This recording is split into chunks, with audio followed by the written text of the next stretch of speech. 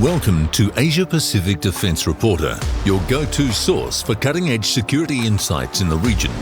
Get ready for rapid-fire analysis and commentary from the Asia Pacific with your host, Kim Bergman. Hello and welcome back. I'm speaking to you from Seoul, the capital of the Republic of Korea, one of my favourite cities in one of my favourite countries. And I'm here as a guest of the government of Korea, covering a defence exhibition known as ADEX. And I have to now begin with the disclaimer that this is very much a working trip.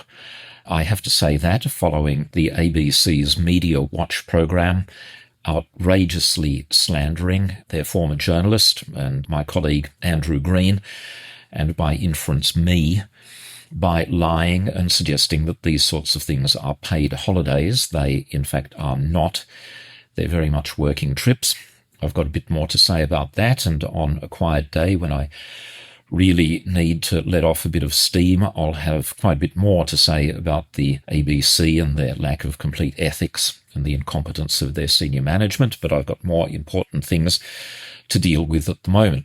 And that is, this is a slightly delayed podcast because, of course, I waited until after the meeting between President Donald Trump and Prime Minister Anthony Albanese before recording this, because clearly there would be no point recording a podcast that within hours would have been dated, might have been incorrect. Anyway, the meeting has now happened. I have not been able to gather a comprehensive suite of information because I can't subscribe to every Australian publication and I don't get any access to television here. And of course, no one will be surprised to know that in South Korea, this meeting has received zero coverage. Anyway, I think I've put together enough to be able to give some general impressions. And on the whole, the Australian mainstream media did between an average and woeful job of covering the fundamentals. So let's get into it. Now, the first thing to say is the meeting could have been a whole lot worse. Trump could have had a tantrum, as he did with Vladimir Zelensky, and demand that Australia lift defence expenditure. In fact, I'm surprised that that didn't happen. And I thought that that was actually going to be one of the positive outcomes because, as regular listeners and readers know, I believe that an increase in Australian defence expenditure is justified because AUKUS is bleeding off so much cash. Other capabilities are being sacrificed, and I don't think that that is wise. But on AUKUS, that was obviously one of the main points of the meeting.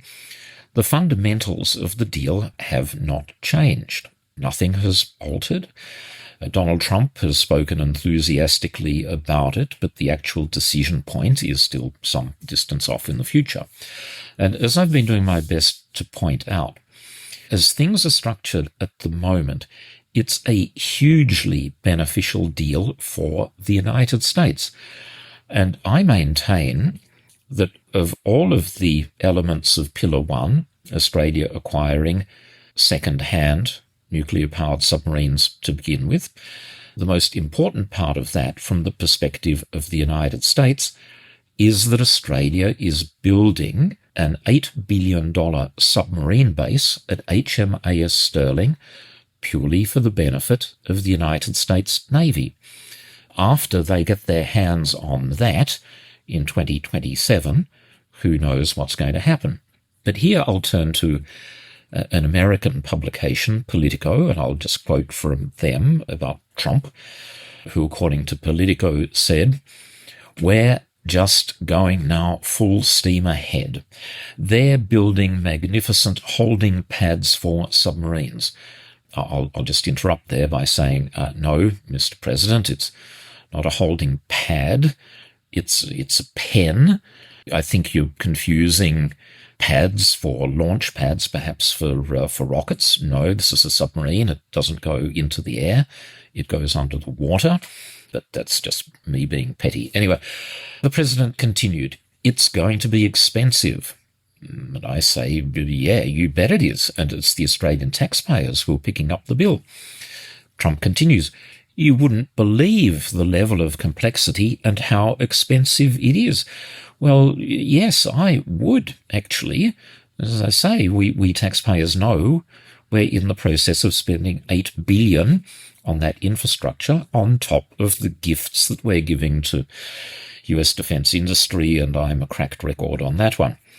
And Politico says, I'll just go along with their summary because it's quite a neat one, Canberra has committed billions to develop submarine and naval shipbuilding facilities in Western Australia designed to host and maintain US and UK nuclear-powered submarines while revving up construction of new ones. The new infrastructure would turn Australia into a hub for allies and their submarines in the region, all aimed as a bulwark against China. Now, that was the Politico quote. But the thought occurs to me, I've read the US enabling legislation for the sale to Australia to go ahead. I don't know if other people have bothered doing it, including our defence ministers.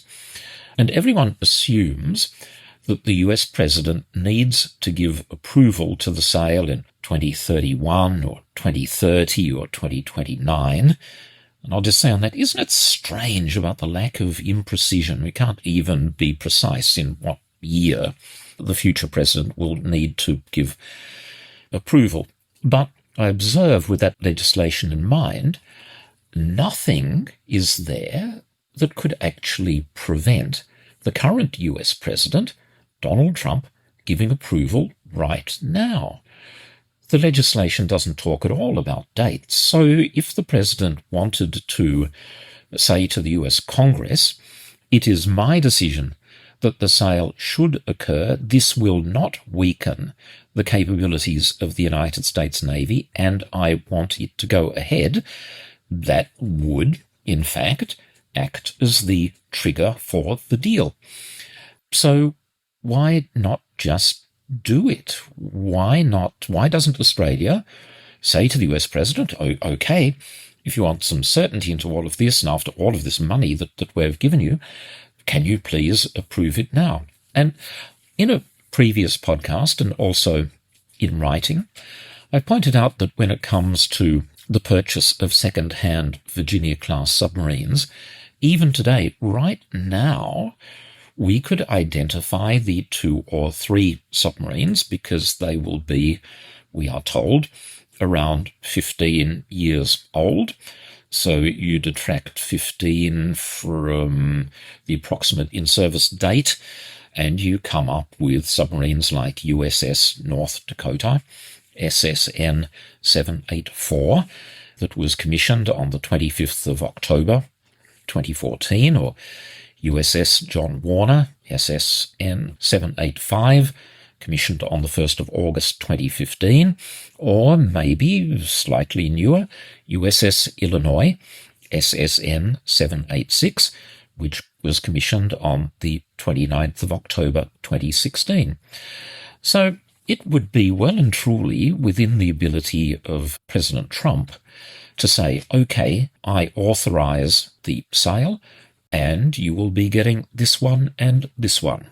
Anyway, that's just me thinking that the right approach with the US is to be firm about this. It is our money, after all, and our sovereignty, and I don't see the downside in putting on that sort of reasonable pressure.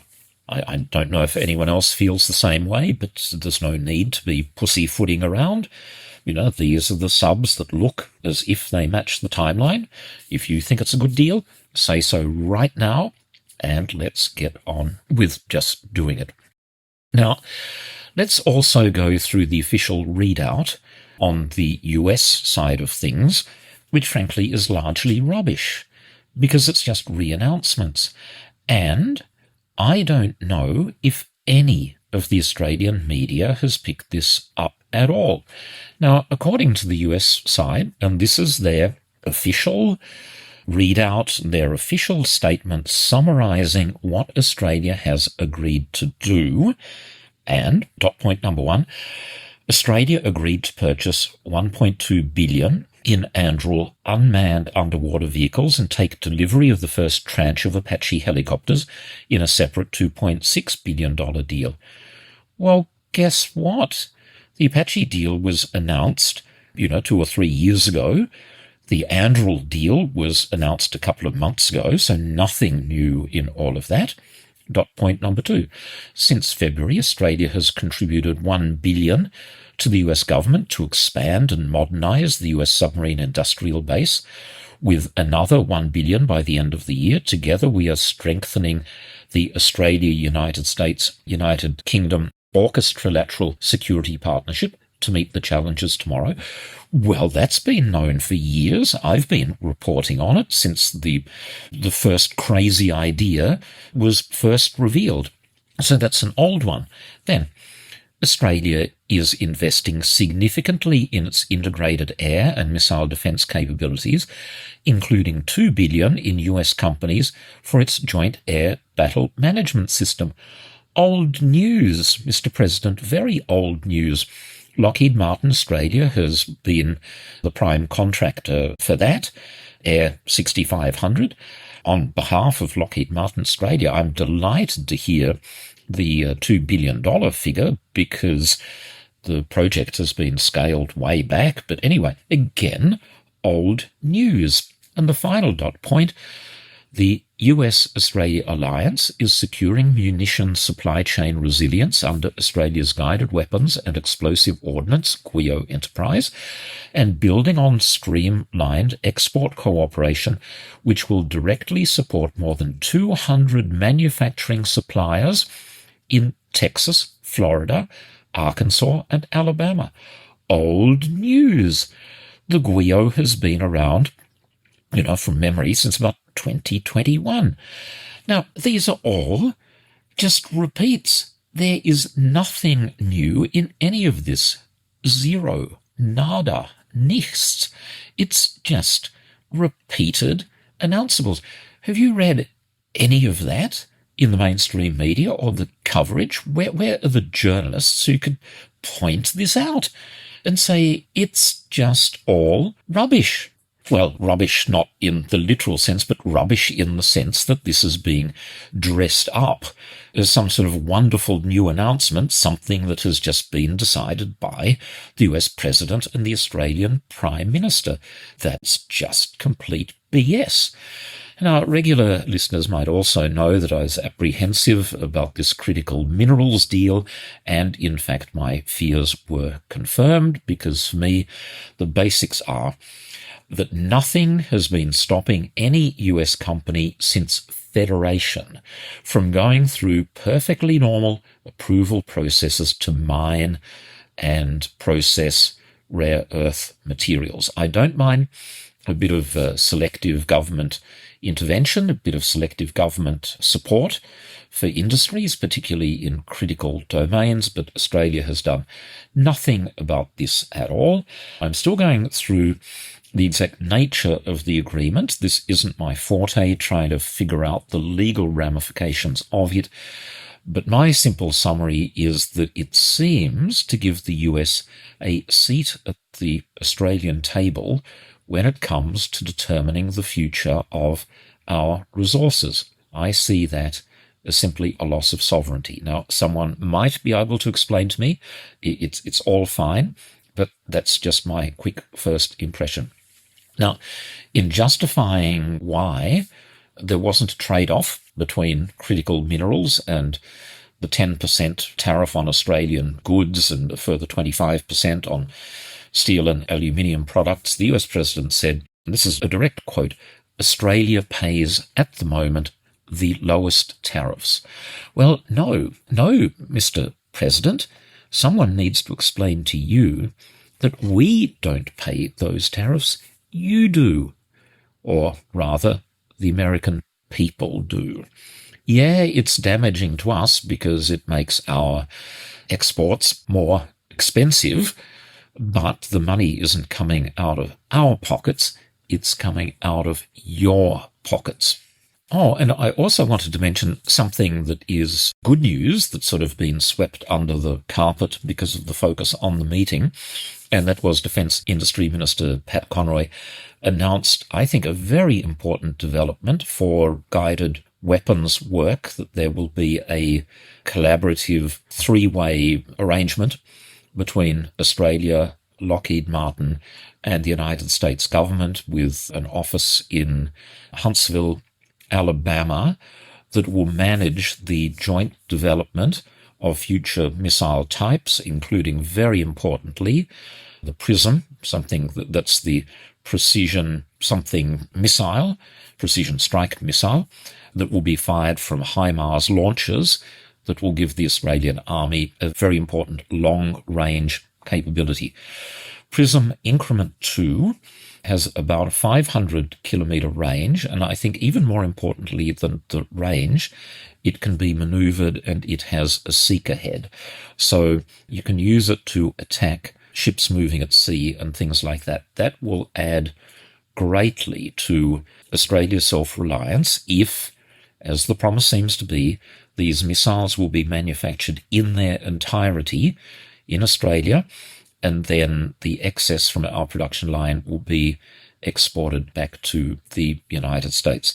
Very important deal. I think that has huge consequences for Australia, because when you add it to Kongsberg, the Norwegian company constructing a factory outside of Newcastle to manufacture both the air-launched Joint Strike Missile, which will be carried by F-35 aircraft, and the Naval Strike Missile, which now is fitted to Hobart-class air warfare destroyers and Anzac frigates, but in future will go on the Megamis and the Hunters and all of that sort of stuff.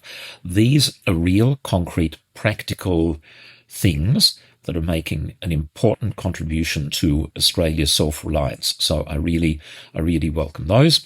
And I would much prefer to see money spent on these sorts of tangible, quick-to-deliver capabilities than on nuclear-powered submarines, which might or might not arrive at some distant future point.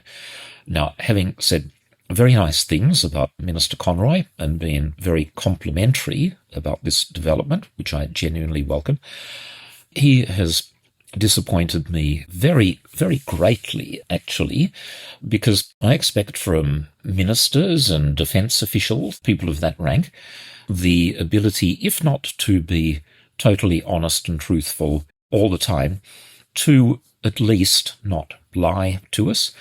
And I fear that Minister Conroy has crossed over into that domain, along with Defence Minister Richard Marles, by repeating twice, I saw when I read the transcripts, the falsehood that Australia has reviewed the AUKUS agreement. He said that during a recent visit to the United States. It is not true. There are no journalists around that have the knowledge or the interests or the skill to pull Minister Marles and Minister Conroy up and say to them bluntly, tell us about this review. Who conducted it? When did it take place? What were its terms of reference? What were the conclusions? None of that at all. So that was a major disappointment. Otherwise, some good news there. What else? China's unsafe actions, dropping flares and chaff in front of an Australian P-8A aircraft. That shouldn't have happened. That's very unsafe. It should be condemned.